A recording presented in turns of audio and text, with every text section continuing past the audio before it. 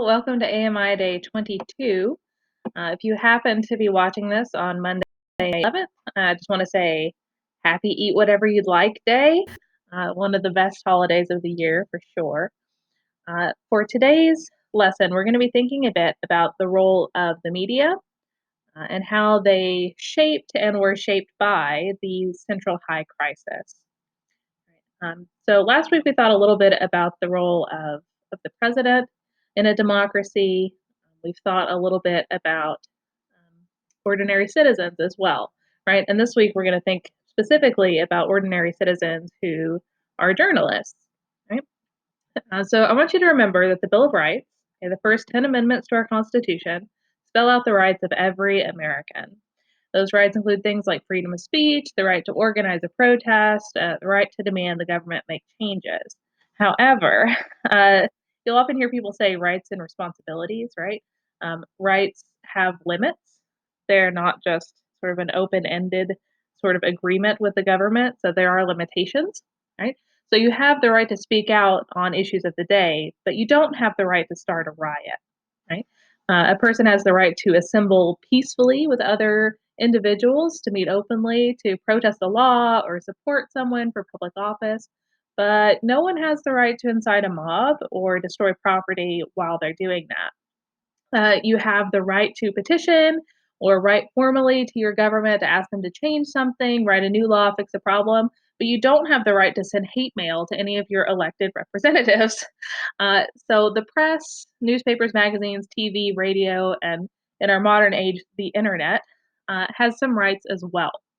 Reporters and other journalists have the right to make information public, but also to express their opinions without fear of arrest. Right? Our journalists can be critical of our government, and that's okay. Right? But however, they do not have the right to print information they know is false or is maybe likely to endanger public safety in some way. So, in this lesson, we're going to look at the role the press played specifically in the crisis at Little Rock. So it's important to know that journalists from every part of the United States and all around the world came to Little Rock, Arkansas to report on the events at Central High. Among them are newspaper reporters, photographers, TV and radio correspondents, and camera crews. They too made decisions, and their choices helped shape the outcome. The integration of Central High School was the first civil rights story featured on television.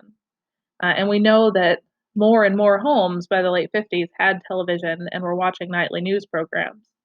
At the time, national newscasts were about 15 minutes long, and night after night after night, Little Rock was the lead story. Millions of people who've never been to Arkansas followed events at Central High on TV, including those elsewhere in the world, right? So, not only never been to Arkansas, but maybe never even heard of Arkansas. Reporting the story is not an easy task. Mobs attacked and viciously beat African American journalists, but they also attacked some white journalists. David Halberstam, then a young reporter, writes, because of the dangers, there were certain rules. A reporter never carried a notebook that he could not hide in a pocket. One reporter's first rule of coverage was never take notes in front of a crowd. It was better to dress casual than sharp. A reporter never went out on a story alone. One did not argue with the segregationists or provoke them. Whatever moral disgust a reporter felt about the events taking place in front of him, it was to be kept bottled up. So today, we're going to look at the influence of the spread of this story globally and make a map for ourselves of where the story has spread to and see some examples of how it was being reported globally. And we're going to look, oh, hello, Kat. We're going to look at some writings from journalists, right? How they experienced the Central High crisis, and we'll reflect on how it ran first person for them. This is Cosmo. She's happy to see you all.